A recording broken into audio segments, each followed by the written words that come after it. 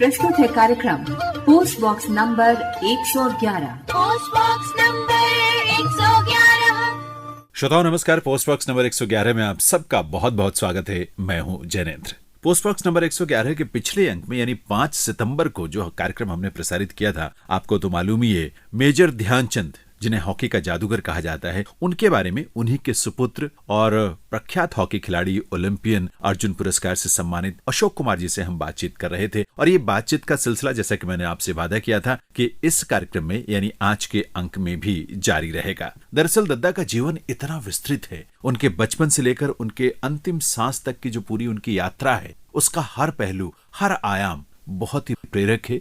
और जब हम इन बातों को जानते हैं तो और भी ज्यादा श्रद्धा हमारे मन में दद्दा के प्रति पैदा होती है। दरअसल दद्दा ने जो उपलब्धियां हासिल की, यानी मेजर ध्यानचंद, हॉकी का जादूगर या फादर ऑफ इंडियन हॉकी जिन्हें कहा जाता है, सिर्फ भारत तक ही उनकी लोकप्रियता महदूद या सीमित नहीं थी, बल्कि दुनिया भर में हॉकी को लोकप्रिय बनाने में, हॉकी को प्रतिष्ठा दिलवाने में, हॉकी को शिखर तक लेकर जाने में उनकी बहुत बड़ी भूमिका रही है। इसीलिए भारत के बाहर अनेक देशों में दद्दा के प्रति, मेजर ध्यानचंद के प्रति लोग आज भी बहुत श्रद्धा का भाव रखते हैं। इस बारे में कई सारे उदाहरण अशोक कुमार जी ने भी आपके साथ शेयर किया था। भारत के बाहर उनकी लोकप्रियता से जुड़ा एक किस्सा और है जो मैं आपके साथ शेयर करना चाहता हूँ। अफगानिस्तान की बात ही है। अफगानिस्तान में अगस्त के महीने में जश्न आजादी मनाया जाता रहा है। सन 1952 में इसी जश्न आजादी में मेजर ध्यानचंद को मुख्य अतिथि के रूप में आमंत्रित किया गया था। आप अंदाजा लगा सकते हैं कि एक देश के राष्ट्रीय पर्व में मुख्य अतिथि के रूप में दद्दा के आमंत्रित किए जाने का महत्व क्या हो सकता है। लेकिन उनकी लोकप्रियता थी ही ऐसी। भारत से दद्दा जब अफगानिस्तान के लिए चले, तब यहां से लेकर पाकिस्तान होते हुए अफगानिस्तान तक के रास्ते में दद्दा को देखने के लिए, दद्दा से मिलने के लिए लोग कितने उतावले थे, इस बात के साक्षी रहे हैं के.जी. कक्कड़ साहब। के.जी. कक्कड़ साहब दरअसल हॉकी और फुटबॉल के खिलाड़ी रहे हैं और अंतर्राष्ट्रीय रेफरी भी रहे हैं। कक्कड़ साहब उस यात्रा में स्वयं दद्दा के साथ थे। ये जो जर्नी थी 1952 की, वो हमने दिल्ली से पेशावर तक बाई ट्रेन की, और लाहौर पर जब हम आए वो पाकिस्तान का हिस्सा बन चुका था, तो इतना हजूम था कि वहाँ के जो प्लेटफॉर्म टिकट थे वो खत्म हो गए। हर एक चाहता था कि वो दादा ध्यानचंद से मिले। और आप अगर जानते हैं कि दादा ध्यानचंद पंजाब रेजिमेंट में थे और सारी हॉकी उन्होंने पंजाब रेजिमेंट की तरफ से जेल में ही खेली, तो वहाँ के लोग जो थे वो दीवाने थे, फिदा थे, वो चाहते थे कि इस व्यक्ति के हम दर्शन करें। और जब वो गाड़ी पेशावर पहुंची, जो कि आखिरी पाकिस्तान का रेलवे डेस्टिनेशन है, तो वो गाड़ी 3 घंटे लेट थी और हमारे पास कितना खाना था मुझे मालूम नहीं, तो उस खाना को डिस्पोज करते हुए हमें बहुत मुश्किल हुई। अंदाजा लगाइए दद्दा की लोकप्रियता का। और तब तो ये परंपरा थी ना कि जब लोग मिलने आते थे तो कुछ न कुछ खाने पीने की चीजें साथ में लेकर आते थे, और इसीलिए इतने सारे लोग इतने सारे उपहार लेकर, खाने पीने की चीजें लेकर दद्दा से मिलने आए, तो वो सब संभालना भी उनके लिए मुश्किल हो गया। तो खैर, पर ये यात्रा जब शुरू हुई तब किस रूप में थी? क्या वो बचपन से ही बहुत असाधारण थे, बहुत विलक्षण थे? ऐसा नहीं है। बचपन में वो भी वही करते थे जो बाकी बच्चे करते हैं। बचपन में बल्कि पढ़ाई को लेकर जो उनके सामने चुनौतियां होती थी, यानी पढ़ने में मन नहीं लगता था, खेलने में ज्यादा मन लगता था, तो ये सब चीजें स्वाभाविक रूप से बच्चों में होती हैं जिनमें कुछ अन्य तरह की रुचियां होती हैं। बस उसे पहचानने की जरूरत होती है। दद्दा अपने बचपन का एक किस्सा बताते थे जब पढ़ाई को लेकर उनकी अच्छी खासी पिटाई भी हो जाती थी उनके अपने पिताजी के हाथों से। तो रोजाना बस तक सुबह ब्रेकफास्ट के करके मैं हमारे माता पिता ने भेजना, और रास्ते में जाकर बस्तों को इधर उधर छिपा देना और दरख्तों के ऊपर सबके सब चढ़ जाना और इधर उधर वो खेलना, कभी इधर कूदना, कभी उधर, दिन भर खेलते रहते थे जी माँ भी। लेकिन इम्तिहान जब शुरू हो गया तो रोजाना इम्तिहान देने के जब पहुंचे तो हर एक सब्जेक्ट में मेरे 0 नंबर। ओह, बस वहाँ से हमारे पिता लेकर मुझको कान पकड़ के लाए और घर में आके हमको बहुत डंडों से मारा, और मार करके उन्होंने बतलाया कि अब इसको स्कूल ही नहीं भेजेंगे। उस वक्त से स्कूल ही बंद कर दिया वहाँ। लेकिन ये यात्रा जब आगे बढ़ती है तो क्या रूप लेती है, किस तरह से दुनिया भर में दद्दा छा जाते हैं हॉकी के फील्ड में, हॉकी के संसार में। लेकिन ये जुनून जो उनका शुरू हुआ था उनके किशोरावस्था में, वो किस रूप में था और किस पागलपन की हद तक वो हॉकी के प्रति दीवाने थे, इस बात का जिक्र खुद उनकी धर्मपत्नी जानकी ध्यानचंद ने एक इंटरव्यू में किया था। उन्होंने एक इमली का पेड़ जो होता ना, जो टूटती नहीं है इमली, उसको 2 दिन पत्थर के नीचे दबा के रखा मोड़ के, वो टेढ़ी हो गई। फिर ये चांदनी रात में जाते थे मैदान में, वहाँ पत्थर रख के आते थे और इधर से शॉट मारते थे, तो मतलब वो पत्थर ही पे निशाना इनका लगता था, चूकता नहीं था। वही 14 साल की उम्र से फिर ये आर्मी में चले गए। ऐसी कितनी ही बातें, कितने संस्मरण, कितने सारे उदाहरण हैं दद्दा के जीवन से जुड़े हुए, जिन्हें हम बार बार चर्चा करते हैं, याद करते हैं, दूसरों के साथ साझा करते हैं, लेकिन फिर भी मन नहीं भरता। क्यों अशोक जी? मैं समझता हूँ कि जितनी कहानियां ध्यानचंद जी के लिए एक पुरुष के रूप में हमारे देश के लोगों ने स्थापित की है, मान्यता दी है उनको, वो किसी और के जीवन में मैंने ना पढ़ी है ना सुनने को मिली है। जितनी कहानियां बिल्कुल ध्यानचंद जी के लिए कही गई हैं, ये सच बात है अशोक जी। अच्छा, पिछले अंक में जहां हमने बातचीत को छोड़ा था, जिस मोड़ पर वो आप बता रहे थे कि उनकी यूनिट जो बर्मा जाने वाली थी, और जब उनके ऑफिसर ने देखा तो उन्होंने बोला कि ये तो ओलंपियन है, ये खिलाड़ी है हॉकी के, तो इनको कैंप में भेजो, क्योंकि 1936 में बर्लिन ओलंपिक खेलों में इस टीम को जाना था। तो इसीलिए उसके बाद उनको कोलकाता जो कैंप लगा था हॉकी का, वहां भेजा गया। तो इस तरह से वो कोलकाता कैंप में आए, लेकिन मेरा ख्याल है तब तक देर भी हो गई थी इनके लिए, क्योंकि लेट हो रहे थे। ध्यानचंद जी को काफी बाद में छोड़ा गया। जब वो पहुंचते हैं उससे पहले हमारे पंकज गुप्ता साहब जो मैनेजर थे, आप कहते हैं प्रमोटर, आप कह सकते हैं स्पोर्ट्स प्रमोटर उस जमाने, जिन्होंने खाली हॉकी नहीं, फुटबॉल और दूसरे गेमों के अंदर भी सारों को उस लिहाज से काम किया है। अच्छा, ग्रेट। उनकी हिस्ट्री पढ़ी आप, डेफिनेटली। हम कहते हैं ना, उस जमाने के लोगों को इतना वेट नहीं मिल पाया जो मिलना चाहिए था। मुझे पंकज जी का सिर्फ वो किस्सा मुझे जानकारी है, जब स्टेडियम में बर्लिन वाले में जब ये टीम हमारी जीती थी भारत की, और उन्होंने जेब से झंडा निकाला था जो उस समय है ना कांग्रेस का झंडा होता था, जो देश की तरफ से होता था, तिरंगा झंडा, और वो उन्होंने लहराया वहां स्टेडियम में, क्योंकि उस समय ब्रिटिश हुकूमत थी, सरकारी झंडा तो ब्रिटिश झंडा होता था। हाँ, तो वो पंकज जी का मुझे उनका जज्बा, उनकी फीलिंग जो आप कह रहे हैं, वो सचमुच खेलों के लिए बहुत ही ज्यादा थी, बहुत अधिक थी। अब यहाँ पर टीम अनाउंस हो जाती है, ध्यानचंद के बिना, ध्यानचंद अवेलेबल नहीं है, उसके कप्तान जो है वो हो जाते हैं हमारे जाफर साहब, लेफ्ट आउट खेलते थे। अच्छा, रिनाउंड प्लेयर, ऐसे 5 फीट 10 इंच के खिलाड़ी। अच्छा, क्या हॉकी उनकी बाबूजी बताते हैं, जो तारीफ करते थे बाबूजी जिस लिहाज से, और वो उनका टीम में captain, as a captain announce हो जाती, टीम ने जाना था। लेकिन टीम में जाने से पहले टीम को, अब देखिए खूबसूरती भारत की टीम की, आप भी जानते होंगे कि उस टाइम के भारत में और आज के भारत में जमीन आसमान का फर्क है। सारी स्टेटों को जो हमारी सरकारों ने मिलाया, एक करके भारत बनाया। पहले सरकारी थी, अलग अलग थी, जी। जोधपुर राज और बड़ौदा महाराज, पंजाब राज और हैदराबाद राज, नवाब। अब भारत की टीम के मैनेजर पंकज गुप्ता साहब और ध्यानचंद साहब उस 10-15 दिन के जब पहुंचते हैं, तो वो गांधी जी के पास जाते हैं। Can you believe it? चंदा के लिए, पैसा नहीं है, टीम को जाना है। ये 36 की बात बता रहा हूँ मैं आपको। जी। और ये गोल किताब में लिखा हुआ है बाबूजी ने। और क्योंकि महात्मा गांधी जी का जो देश था, वो तो देश के को स्वतंत्र कराने के तरफ था। उनका एक ही लाइन चल रही थी कि मेरे मुझे देश को स्वतंत्र कराना है, जी, जो भी उनके तरीके थे। तो सारा उनका कंसंट्रेशन उस तरफ था। और इधर ध्यानचंद और इनकी 36 के अंदर ये चल रही कि मुझे देश की हॉकी को जिताना है।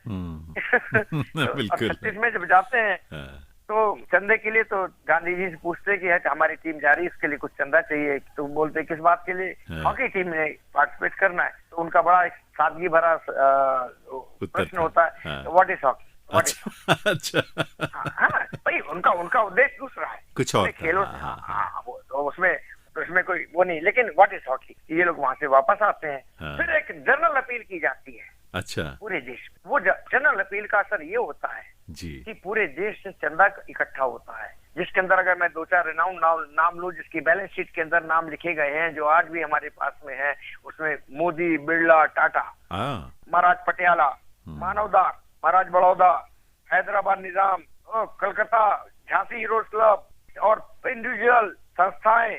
इस तरह से कुल करते इसने 50, 100, 250, 7,000, 3,000, 5,000 इस तरह से पैसा इकट्ठा होता है। And what collection of that money used to be, it was 52,550 or 60 rupees somehow. कुल ये राशि इकट्ठी 52,000 उस टीम के लिए भारत के लोगों ने, वो कोई स्टेट ने नहीं दिए, राजा ने नहीं दिए। अब आइए भारत पर, भारत के लोगों ने पैसा इकट्ठा करा कि हमारी टीम जाएगी खेल के लिए, और खासतौर पर हॉकी के लिए। क्या जज्बा था, क्या जुनून था इन लोगों का। इसीलिए ऐसी विभूतियां दद्दा जैसे खिलाड़ी सदैव के लिए अमर हो जाते हैं। श्रोताओं, कार्यक्रम आप सुन रहे हैं पोस्ट बॉक्स नंबर 111 और आज इस कार्यक्रम में हम बात कर रहे हैं हॉकी के जादूगर मेजर ध्यानचंद के बारे में। उन्हीं के सुपुत्र अशोक कुमार जी, जो कि फॉर्मर ओलंपियन हैं, हॉकी के इतने प्रख्यात खिलाड़ी हैं, अर्जुन पुरस्कार से भी जिन्हें सम्मानित किया गया, और दद्दा के सुपुत्र के रूप में उनको निकट से देखने का, अनुभव करने का, सीखने का, मार्गदर्शन प्राप्त करने का सौभाग्य अशोक जी को मिला है। तो उन्हीं की जुबानी दद्दा की कहानी। आइए बात को आगे बढ़ाते हैं। अशोक जी, कोलकाता में कैंप खत्म होने के बाद फिर टीम जो है हॉकी की दद्दा के नेतृत्व में बर्लिन के लिए यहाँ से रवाना हुई, लेकिन मेरा ख्याल है काफी लंबा सफर रहा था, और चूंकि वो पानी के जहाज से सफर होता था तो इसलिए मैंने सुना कि यात्रा के दौरान शिप में यानी पानी के जहाज में भी वो लोग अपनी प्रैक्टिस लगातार करते रहते थे, उसे नहीं छोड़ा। हाँ, और वक्त कहाँ कहीं और कोई तरीका था नहीं। तो ये उसमें डेक पे प्रैक्टिस करना, तो महाराजा बड़ौदा उसमें सफर कर रहे थे इंग्लैंड के लिए। अच्छा। इनको जर्मनी के लिए वाया इंग्लैंड ही जाना था। हाँ। इंग्लैंड से ट्रेन पकड़नी थी। अच्छा। तो टीम जब डेक पे सुबह प्रैक्टिस करे और वो निकलते देखते होंगे, बिल्कुल देखते भाई, हर कोई अंदर तो है नहीं। बहरहाल तो उनकी नजर पड़ी तो उन्होंने इंक्वायर किया कि क्या, क्यों, कौन लोग क्या कर रहे हैं। तो पता लगा कि भारतीय हॉकी टीम है जो जर्मन जा रही खेलने के लिए। ये उनकी भी बात एक लाइन में कहना चाहूंगा आपको, जैसे बहुत महत्वपूर्ण बात है उनकी। जी जी। महाराजा बड़ौदा उस जमाने के आप कह सकते हो निजाम, हैदराबाद निजाम, या पटियाला महाराज, या हमारे भोपाल वाले अलग से, लेकिन उस स्टैंडर्ड के और उससे बड़े राजा हुआ करते थे। जी जी। महाराजा बड़ौदा टेक के ऊपर वो जब देखा कि लड़के खेल रहे हैं तो उन्होंने इंक्वायर किया, पता लगा भारत की कोई हॉकी टीम है जो जा रही है जर्मन में। फिर उन्होंने अपने इसका क्या बोलते हैं, जहाँ खाना बनता है इनका, रसोइये का, अच्छा, वो उसका दरवाजा खोल दिया खिलाड़ियों के लिए। अच्छा। भारत की टीम जा रही है तो इनको जो मिलता था उसको हटाओ। हाँ। और हम जो बेहतरीन खाना जो खाते होंगे खिला सकते थे, उन खिलाड़ियों को मिलना शुरू हो गया। तो ये देखिए शुरुआत वहां से होती है, महाराजा बड़ौदा से। वो पूरी टीम को वो डेक के ऊपर एक महीना रखते हैं, बीमारी हुई तो ठीक करवाया, ये करा वो करा। टीम पहुंचती है इंग्लैंड में पहुंचने के बाद 3-4 मैच खेलते हैं। क्योंकि मैच खेलने से क्या होता था, इनको एक तो वहां पर थोड़ा सा रेस्ट मिल जाता था, फिर जो खाने पीने का खर्चा होता वह मैच खेलकर उनको निकल जाता था। कोई गुरुद्वारे ने रख लिया, किसी ने रख लिया, किसी ने स्पॉन्सर कर दिया। ओह अच्छा। तो ये सब चीजें मतलब बहुत चुनौतियां थी उस समय भी, कितनी सारी। जाकर वहां पर करा, ये सब चीजें हुई हैं सर, ऐसे नहीं हॉकी खेली गई। इसकी इमारत बनाने में हॉकी की इन्होंने अपने खून पसीना एक करा है, कितना त्याग करा होगा साहब, क्या हम तो सोच नहीं सकते। इंग्लैंड में खेलते हैं और उसमें खेलने के बाद फिर ये कोई 3rd क्लास की ट्रेन में जो होती है उसमें बैठकर ये लोग पहुंचते हैं जर्मनी। अच्छा। जर्मन पहुंचते हैं और आज जर्मन जैसे पहुंचे हैं तो उनके शेड्यूल के मुताबिक जर्मन एसोसिएशन ने भारत की टीम का मैच, एक प्रैक्टिस मैच जर्मन से रख दिया अगले दिन जी, और ये कह के रखा कि हम जूनियर टीम जो है वो खिलाएंगे। अच्छा। तो ताकि हाँ जो होता है कि भाई वो सीनियर टीम ए टीम से तो नहीं खिलाना जो खेलने वाली है, जो उनकी रेगुलर टीम है, तो उन्होंने कहा प्रैक्टिस मैच हम BC ग्रेड के खिलाड़ी खिला देंगे। लेकिन उन्होंने थोड़ी बदमाशी करी, बावजूद बताते हैं, उन्होंने पूरी A टीम खिला दी अगले दिन और भारत की टीम को झटका लग गया, क्योंकि पूरे 1.5 महीने का सफर करके उतरे थे। कुछ बीमार थे, खाने की सी सिकनेस होना, बदन खराब होना, ये होना वो होना, तो हमारी टीम 4-1 से हार गई। अब 4-1 से जब हारती है टीम तो शाम के वक्त ध्यानचंद, पंकज गुप्ता साहब और स्वामी जगन्नाथ राव साहब कोच, ये 3 बैठते हैं कमरे के अंदर और अपनी परेशानियों का चर्चा करते कि देखिए हमारा मैच फाइनली अगर हम खेलते जीतते चले गए तो हमारा मैच जर्मन से ही होना है और हम हार गए जर्मन से। अब इससे उभरने के लिए हमें क्या करना होगा? तो कहीं से ध्यानचंद जी के दिमाग में बात आती है कि देखिए उस टाइम तो सारा हिंदुस्तान एक जैसा था, पाकिस्तान को मिला ले हम, कहीं भाई सब हमारा देशी था। तो उस टाइम उन्होंने कहा एक खिलाड़ी है लाहौर के अंदर, इसका नाम है AIS दारा। अच्छा। AIS दारा, वो लाहौर कॉलेज से खेल रहे हैं, उनको हमको लाना होगा क्योंकि हमारे राइट विंग कमजोर है। अच्छा। देखिए बेटे असेसमेंट, और जैसा आपने कहा ना कि अंग्रेजों ने क्या सपोर्ट करा, देखिए इस बात को आपको मैं बड़ी अच्छी बात बताता हूँ कि उन्होंने जब ये बात कही कि उनको बुलाना है, मैसेज भेजा गया, SOS भेजा गया इंडियन उनको ऑफिस में इंडियन हॉकी फेडरेशन के, हॉकी फेडरेशन ने सरकार को अप्रोच किया, जो भी गवर्नर होंगे, जो भी उनके होंगे, कि ऐसी रिक्वेस्ट आई है भारतीय टीम से जो खेलने गई है जर्मनी में कि हमको एक खिलाड़ी मंगाना है। उन्होंने तुरंत एक्शन लिया, उनके पास आदमी भेजा वहां पर उस दौरान लाहौर में, और लाहौर से उनको जहां से भी फ्लाइट मिली उसको हवाई जहाज से भेजा गया। अच्छा, ताकि कम से कम समय में पहुंच जाए वो। हाँ, और उस टाइम उन्होंने पैसे खर्च किए वो थे 35,000 रुपए। अरे बाप। हाँ, जर्मनी का 35,000, जबकि टोटल हमारा इकट्ठा ही हुआ था 52,000 रुपए सारे खिलाड़ी को जाने का। ये चीजें करी। और दूसरी बात, जहां तक इंडिया टीम खेली ओलंपिक्स में, जिस सालों तक इंग्लैंड ने अपनी टीम को फील्ड नहीं किया, इसी डर के मारे कि वो कहीं हार न जाए। समझ सकते गुलाम ने हमको हरा दिया। हाँ, क्योंकि उनके लिए बहुत बड़ा एक सदमा होता कि जिस देश पर हमने अपना कब्जा किया या उसका शासन हमारे हाथ में है, उसी देश की यानी गुलाम देश की टीम हमें हरा दे अगर, और हमारा यूनियन जैक उसके सामने हार जाए, तो जरा उनके लिए बहुत मुश्किल बात होती है। ये सब बातें की उन्होंने बड़ी इज्जत रखी, और इसमें कोई निश्चित रूप से यही होता है जो आप कह रहे थे ना, कि जो खेल की अपनी भावना है वो बहुत बड़ी है, सबको जोड़ती है कहीं ना कहीं, विशाल है।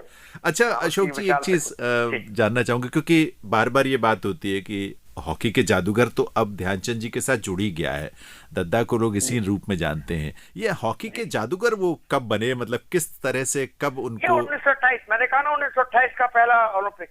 अच्छा, तभी ये 28 में ही चर्चा हो गई हॉकी जादूगर। अच्छा, मैं अनबिलीवेबल। आप भाई मैं 2 ओलंपिक खेलूं, 8 साल खेल लूं, और फिर मुझे चर्चा हो बना दिया जाए। और जैसा मैंने आपसे कहा कि आर्मी में बर्मा बॉर्डर पे जाने वाले से कलकत्ता पहुंचते, वहाँ ऑलरेडी कप्तान अनाउंस हो चुका होता है, जो जाफर साहब होते हैं। लेकिन जाफर साहब जब ध्यानचंद को देखते हैं कि वो आ गए हैं कैंप के अंदर, वो 2 लाइन बोलते हैं जो मैं समझता हूँ कि जो खेलों की हम जिसकी चर्चा करते हैं, जिसकी हम बड़ाई करते हैं, खेलों में ऐसी भावना होती है। उन्होंने ये कह के अपने आप को स्टेप डाउन कर दिया कि इस टीम का असली कप्तान ध्यानचंद आ गया है, अब मैं कप्तान नहीं हूँ। अरे वाह, क्या बात है। ये उनका सम्मान जो था वो अनडिस्प्यूटेड, कहीं भी कोई। हाँ, कभी तो देखिए ना, वो खिलाड़ी के प्रति क्या भावना कि नहीं, असली कप्तान आ गया है। अच्छा, जो ये उनके बारे में वो कहते मैं नहीं, आज होता तो मैं कहते मैं नहीं उतर रहा, मैं क्यों उतरूं? नहीं, खैर वो देखिए इतने महान थे दद्दा, उनके साथ के लोगों की बातचीत जब भी मैं सुनता हूँ, वो एक बताते थे खेल के मैदान में भी और खेल के मैदान से बाहर व्यक्तिगत जीवन में भी वो इतने ज्यादा सरल, सहृदय, प्रेमी, सबके बारे में सोचने वाले, सबकी चिंता करने वाले, और कभी उनके अंदर मैं कभी था ही नहीं, जो अहंकार होता है वो था ही नहीं कभी। आप तो जानती हैं प्रोफेसर गुरसेवक सिंह जी को, वाइस प्रेसिडेंट थे इंडियन हॉकी फेडरेशन के। उन्होंने दद्दा के बारे में कुछ अपने उद्गार व्यक्त किए थे एक इंटरव्यू में, वो मैं सुनवाना चाहता हूँ, आइए सुनते हैं। Hockey was in his blood, hockey was in his thought, hockey was in his action. I have known Dhyanchand, major Dhyanchand I will call, for about 45 years, and from very close quarters as a player, as a coach, as a selector of national hockey teams, and then ultimately as a friend. My appraisal about Mr. Dhyanchand is that first of all he was a very good human being, excellent human being. He was a very simple person in his lifestyle. There was no ostentation about him, nothing. He was not foppish. And then because these qualities are normally not found in people who are recognized as heroes in a country, because of these qualities he became more popular, not only among the people of his own generation, but even the youngsters, even the older who were senior to him in age. He was a very lovable man as a human being. I have never known him thinking of harming anybody, never. And he never lost temper on the ground and off the ground, never. He played against very tough European teams. He played against very tough American teams in those days. But he never lost temper and he never tried to hit anybody. Therefore, bad hockey, as he used to call playing foul is bad hockey, he always avoided and taught others, guided others to play fair hockey, because hockey should be very fair, and if one was trying to hit somebody, hockey is a weapon and it will hurt somebody, it will injure somebody, it will make somebody incapable of playing in future. This was a great merit.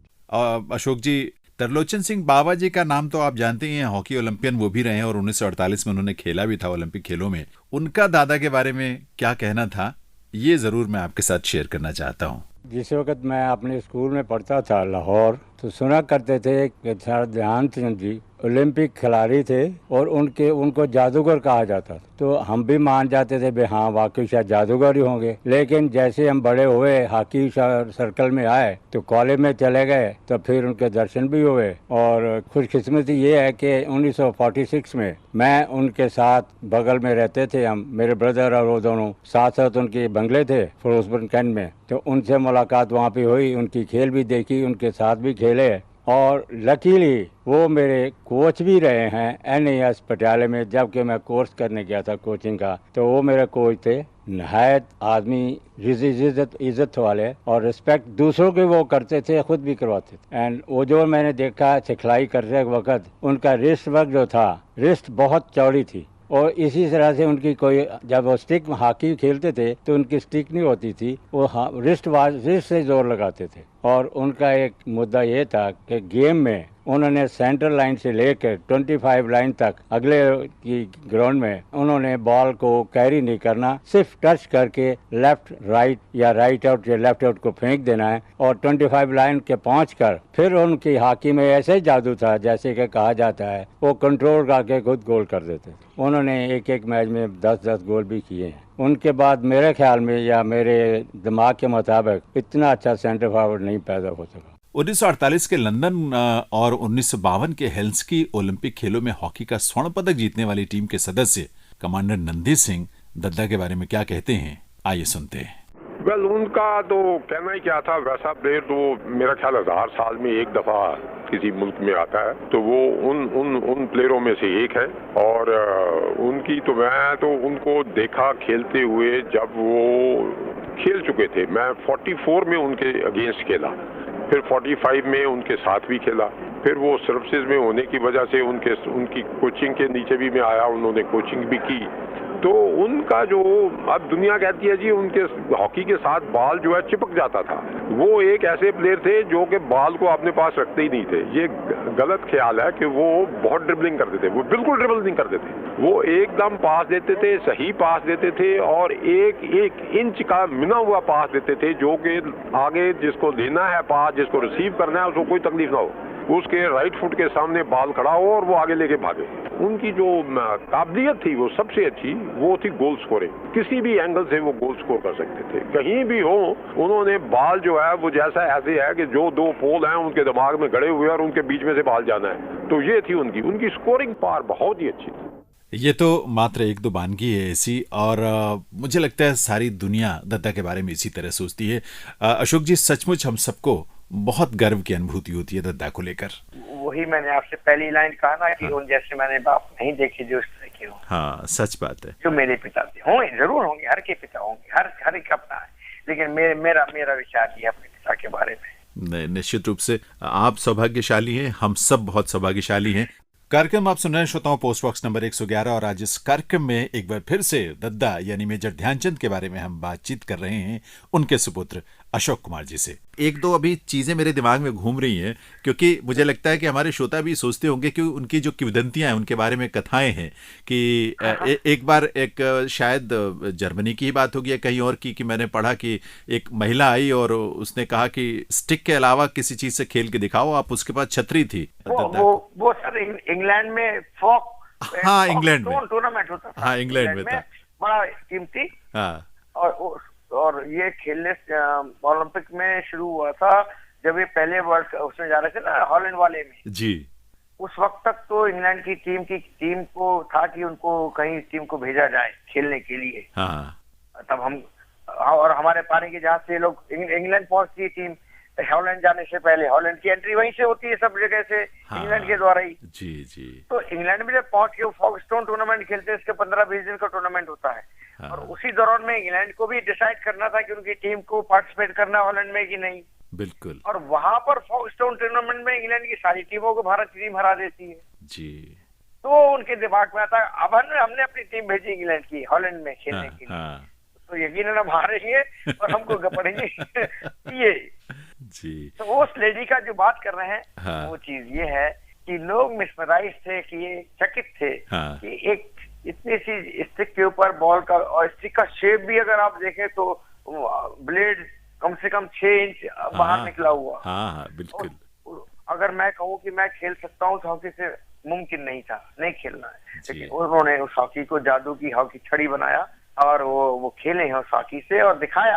दूसरी hockey तोड़ के देखी उन्होंने, इसके अंदर चुंबक, मतलब ये ऐसी वही होता ना, जिंदगी के स्टार्टिंग पॉइंट में आदमी चकमक पत्थर ही तो तोड़ा था आग जलाने के लिए। हाँ, सच बात है। आज तो हमारे पास हर चीज है।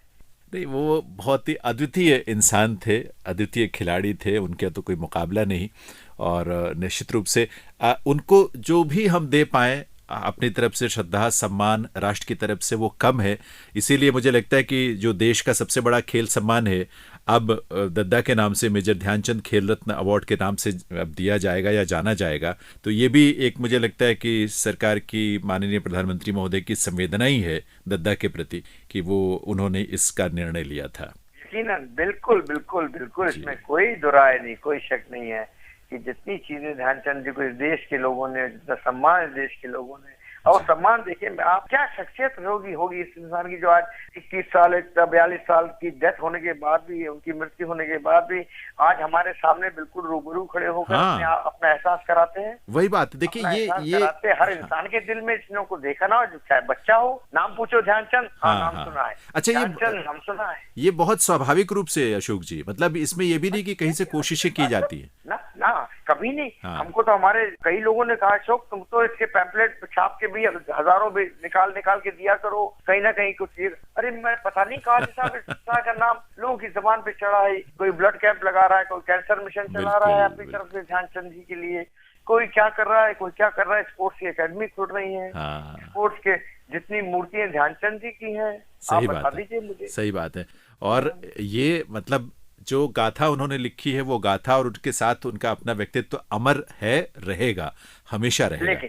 और कुछ बातें बाप के रूप में, स्वाभिमानी के रूप में, स्वाभिमानी सिपाही, भारत के ऐसे खिलाड़ी जिनके लिए हमेशा सिर झुका, लेकिन जहाँ स्वाभिमान की बात आती थी तो मैंने इतना अड़ने वाला, या मैं कहूँ कि चाहे कुछ हो जाए तब भी एक बात, मैं 78-79 में इंडिया खेल ही रहा था, वर्ल्ड कप हम जीत चुके थे जी। घर की परिस्थितियां, खाली सारा खर्चा जो था बाबूजी की पेंशन के ऊपर डिपेंड कर रहा था, जो 300-400 रुपए उनको मिलते थे। अच्छा। उस जमाने में हमारा जॉइंट परिवार रहा, तो मैं दिल्ली में एयरलाइंस में उस टाइम में था, तो मैं आया, मैंने एक एप्लीकेशन लिखवाई बाबूजी के नाम से, बायोडेटा लगा के, कि पेट्रोलियम मिनिस्ट्री को, कि एक गैस एजेंसी जो हमारे परिवार को दे दी जाए। अच्छा। ताकि हमारे परिवार का गुजारा हो जाए। मैं जहाँ बैठा अभी आपको इंटरव्यू दे रहा, ये वही कमरा जहाँ वो बैठी थी उस दिन में, झांसी के अंदर। तो मैं लेटर लेके आया, उनको लेटर दिखाया, कहते क्या है ये।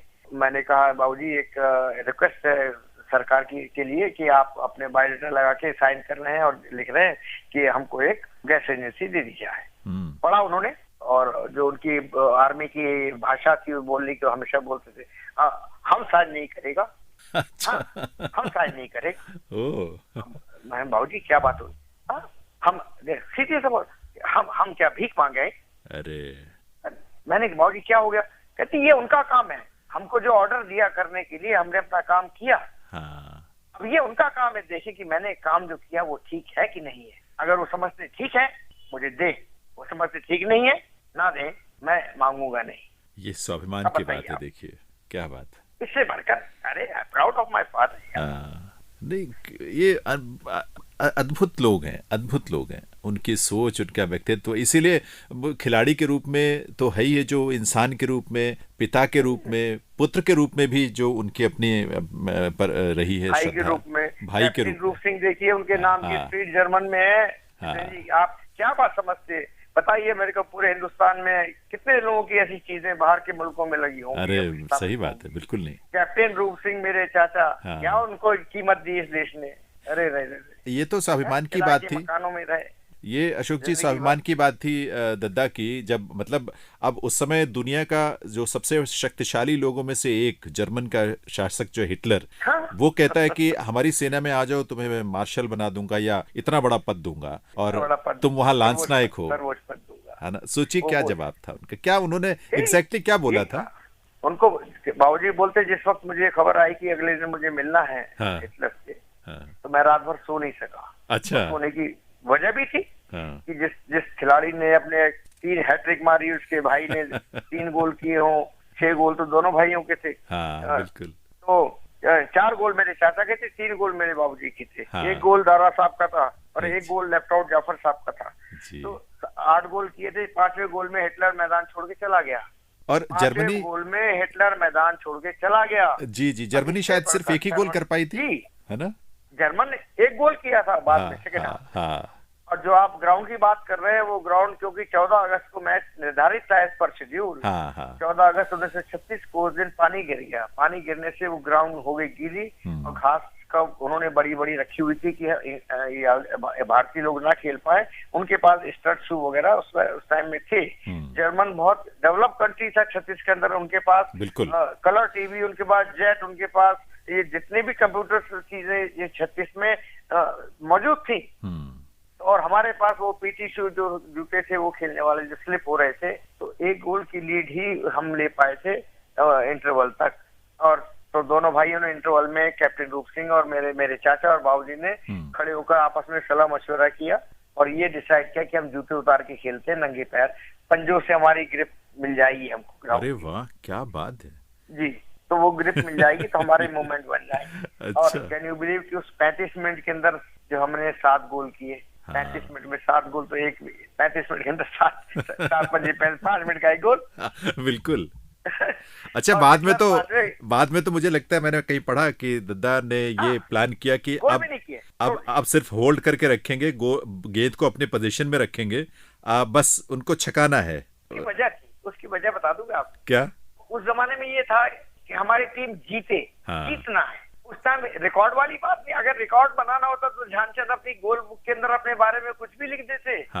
वो हजम होता हम सबको, मानना पड़ता हमें। बिल्कुल। अपने बारे में जो लिखी है, जो हिस्ट्री लिखी है, वो तो अपने बारे में कुछ भी लिख सकते थे जी। और वो गोल मारने में अगर होते तो बिना कुछ कहे उनके तो वर्ल्ड रिकॉर्ड है 500, 515, 545 नहीं 185 इंटरनेशनल जी। 185 जो इंटरनेशनल मैच खेले उसमें 570 गोल मारे जी। और 1000 से ऊपर डोमेस्टिक गोल। कितनी रोचक बातें हैं और कितनी प्रेरक बातें हैं। सचमुच आपसे बात करके इतना आनंद आ रहा है दद्दा के बारे में। श्रोताओं, कार्यक्रम पोस्ट बॉक्स नंबर 111 में आज हम मेजर ध्यानचंद जी के बारे में बात कर रहे हैं। बल्कि पिछले अंक से ये बातचीत हमने शुरुआत की थी और बातें हैं कि खत्म होने का नाम ही नहीं लेती हैं। अशोक जी यानी उनके सुपुत्र, उनसे हम ये चर्चा कर रहे हैं। अशोक जी, ये दिल है कि मानता भी नहीं और भरता भी नहीं। यूं लगता है कि अभी और कुछ बातें की जाएं और कुछ चर्चाएं की जाएं दत्ता के बारे में। लंबा तो मैं समझ रहा हूँ आप भी नहीं रोक पा रहे, मैं भी नहीं रोक पा रहा हूँ। मुझे तो पता नहीं, लालच इतना मेरे मन में है इन चीजों को लेके जो आप बात कर रहे हो कि मैं बता नहीं सकता सर। और मैंने कहा आप भी नहीं रोक पा रहे ना मैं रोक पा रहा हूँ। इतनी रोचक और प्रेरक बातचीत है। आप वहाँ बात कर रहे थे जर्मनी का। ध्यानचंद जी को बुलावा आता है कि हिटलर ने आपको बुलाया है जी। तो रात भर सो नहीं पाए। पहला अगले दिन अपनी खेल की यूनिफॉर्म पहन के जाते हैं। और क्योंकि एक फौजी होते हैं मेरे पिता, जाते सल्यूट करते हैं उनको, अटेंशन की मुद्रा में खड़े हो जाते हैं। अच्छा। और उनसे तो इंटरप्रेटर खड़ा होता है, उनसे पूछते हैं कि आपका नाम क्या है। तो ध्यानचंद बोलते हैं, नाम बताते हैं अपना, ध्यानचंद नाम है। क्या करते हो? मैं भारतीय सेना में लंस नायक हूँ और अभी भारतीय टीम का कप्तान। तो अरे तो तुमने तो हमारी टीम को बिल्कुल से हरा दिया और ये करा, जो तारीफ करनी थी करी उनकी। फिर उन्होंने कहा तुम लैंस नायक हो तो तुम मेरी जर्मन टीम में आ जाओ, मैं तुम्हें सर्वोच्च पद दूंगा। अच्छा। तो बिना हिले डुले अटेंशन की मुद्रा में खड़े थे। बाबूजी बताते हैं तो उसको मैंने जो मेरे मुंह से एकदम से निकला कि मैं एक भारतीय सैनिक हूँ और भारत में रहकर ही देश की सेवा करना चाहता हूँ। आपके इस प्रस्ताव के लिए बहुत बहुत शुक्रिया। क्या बात है, ये गर्व होता है इस बात को सुनकर भी। तो ये वो चीजें हैं जिसने भारतीय सैनिक को इतनी हिम्मत दी कि वो हिटलर जैसे शासक को भी सामने खड़ा होकर बोल सके इन्हें मैं नहीं कर सकता। ना करना हिटलर के आगे एक बहुत बड़ी बात थी, हौसले की बात थी निश्चित रूप से, और बड़ा गर्व होता है इस बात की, चर्चा हर जगह होती है इस बात की। उसके पहले भी एक चीज उन्होंने मुझे बताई बाबूजी ने, और अच्छा। जो हम लोग, मैं तो अक्सर बच्चों को प्रेरणा के रूप में भी बोलता हूँ, सिखाता हूँ। हाँ। झंडे की वैल्यू, कीमत क्या है, क्या वो लोग जब हम गुलाम थे तो क्या हम यूनियन जैक की पूजा किया करते थे? ऐसा नहीं था, करनी पड़ती थी हमें। हाँ। सभी लोग मजबूर थे, हम लोग मजबूर थे, लेकिन जब फाइनल मैच जीती है टीम भारत की और 8-1 से जीती है, वो दोपहर में करीब 11-12 बजे का मैच रखा था, जो शाम खत्म होते होते फॉर्मेलिटी खत्म होते होते 2:30-3 बज गया होगा। ये 15 अगस्त की तारीख थी वो। 15 अगस्त, 14 अगस्त खिंच गई, 15 अगस्त को मैच हुआ। 15 अगस्त का दिन हम सभी की भारतीयों के लिए इतिहास में एक ऐतिहासिक दिन है। हम सब जानते हैं, हमारा आजादी का दिन हमारे। ये भी इत्तेफाक की बात है कि जब 1947 में देश आजाद हुआ तो वो 15 तारीख ही थी जब देश को आजादी मिली। तो मैंने कहा वो इबारत हिटलर को हरा कर लिख दी गई थी। जी, क्या बात है। 15 अगस्त को जर्मनी में। हाँ। तो इसको अगर हम उससे जोड़े, उस इबारत से जो जर्मनी में हिटलर को हरा के खिलाड़ियों ने हराया। हाँ। इधर गांधी जी ने बिना गोली चलाए अंग्रेजों को हराया। हाँ। तो इधर पे बिना गोली चलाए हिटलर को हराया। हाँ, सच बात। तो आप देखिए कोइंसिडेंस दोनों का। नहीं, जब आप गांधी जी से मिलने का जिक्र कर रहे थे, जब दद्दा गए थे उनके पास, मुझे यही लगा कि दोनों के मन में देश के प्रति भावना वैसी ही है। उनके रास्ते अलग अलग हैं। दद्दा भी देश की प्रतिष्ठा।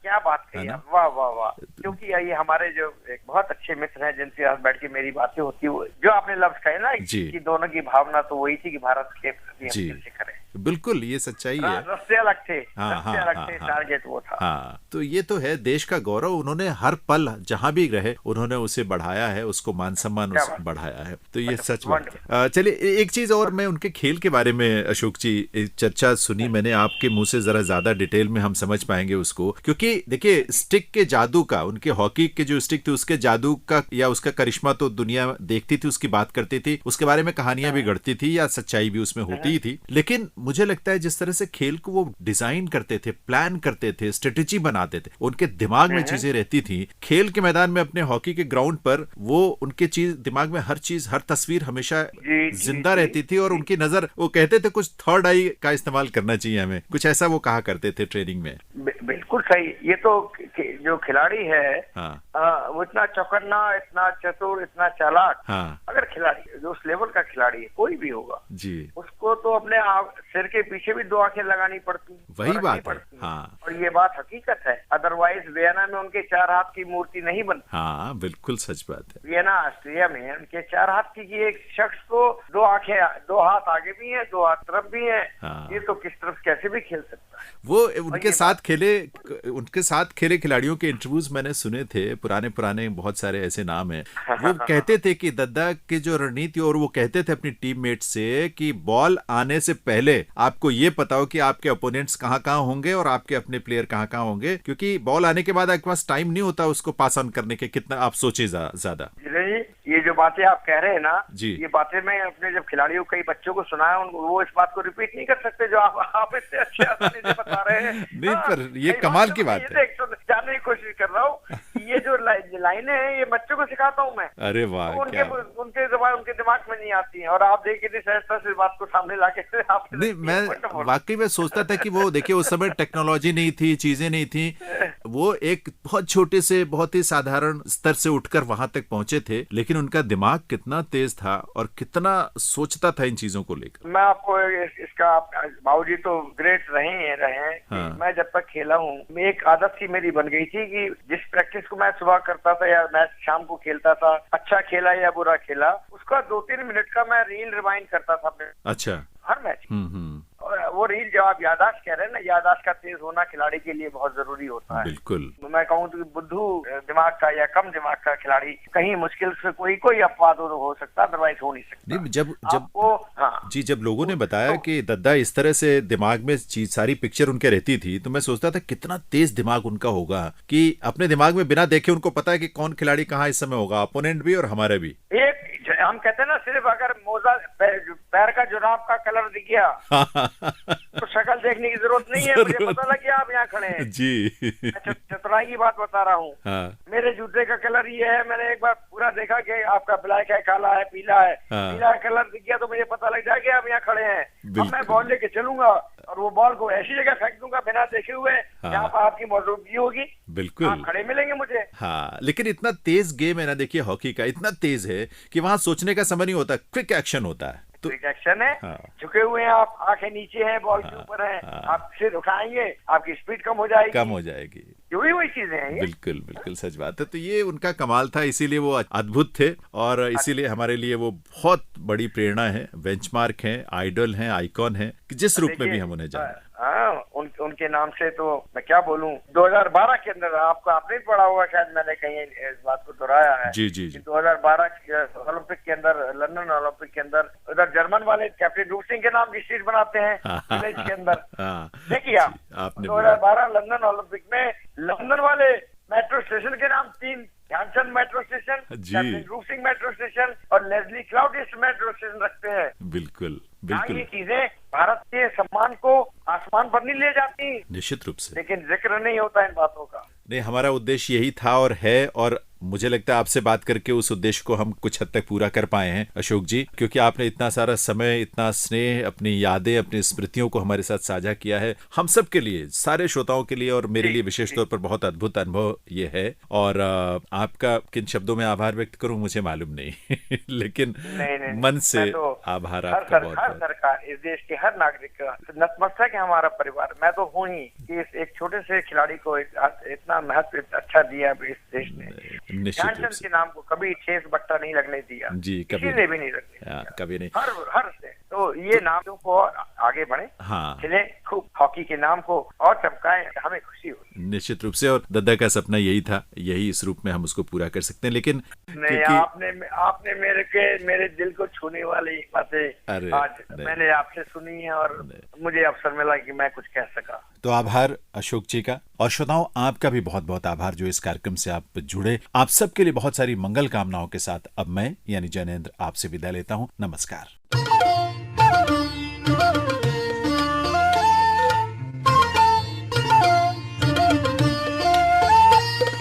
अभी आप सुन रहे थे कार्यक्रम post box number 111। Post box number 111। इस कार्यक्रम के प्रस्तुतकर्ता थे जैनेंद्र सिंह।